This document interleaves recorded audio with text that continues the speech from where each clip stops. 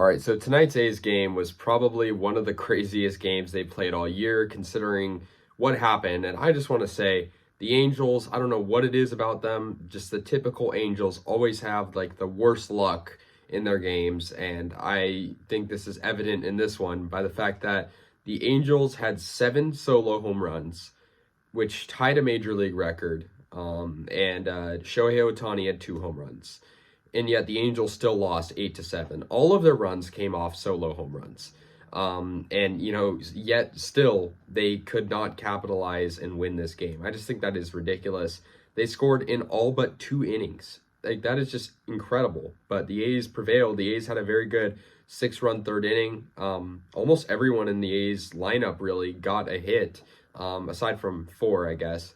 It was a very good game for the A's. Blackburn on the mound. The A's pitching, I'll be honest, they kind of went with a similar group to the last game.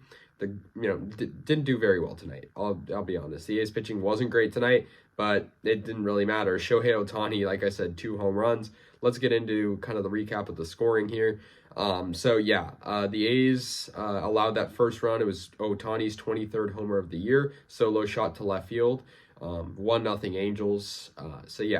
Kurt Suzuki solo homer in the bottom of the second, make it 2-0 Angels. So that was their second solo homer of the game, just 2 innings in. However, in the top of the third inning, and also Ramon Laureano, I forgot to mention, he had a very, very good game. 4 RBIs for Laureano in this one. He had a 2-run double off Jansen Junk, and that was tying up the game in the third inning. Very good hit for Laureano, bringing around Machine and Nick Allen. So Sean Murphy, who's also in this series been phenomenal. He had a 2-run double, and that doubled the A's score, making it 4-2, and gave them that 2-run lead. Next, Seth Brown, 2-run home run for him. And like I said, that top of the third inning, very good for the Athletics. That made it 6-2 A's. Seth Brown, 16th homer of the year, like I said, very good hit for him. Taylor Ward, though, for the Angels, got them back on the board with a solo homer. So that was their 3rd home run of the season.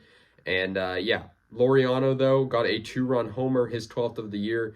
And that made it 8-3 in the 4th. So that was his 4th RBI of the game, and we were just 4 innings in. So Laureano, really a big part of the A's offense, and he batted in half their runs. So that was very good for him. And then the Angels got their next home run, Joe Adell. He went yard off Paul Blackburn. So Blackburn at that point had allowed 4 solo home runs. Not too good for the all-star pitcher. And then the A's put in Sam Moll, who allowed a Jared Walsh solo homer. That made it 8-5. And then Ohtani got his 2nd homer off Kirby Snead, and that made it 8-6. The Angels would get their final run of the game off a Moniak home run, and that was his first home run with the Angels, making it 8-7 in the 9th. I thought the Angels might come back, but the A's luckily actually got the Angels out. Shohei Ohtani was actually the last hitter. So I thought Ohtani might win the game for them, but he didn't. AJ Puck got the save, and so the A's won 8-7. So good win for the A's. They win the series over the Angels. Always good to get that. I mean, the A's are in striking distance of not being last place in the division. We're only, give or take 3.5 games behind the Angels right now.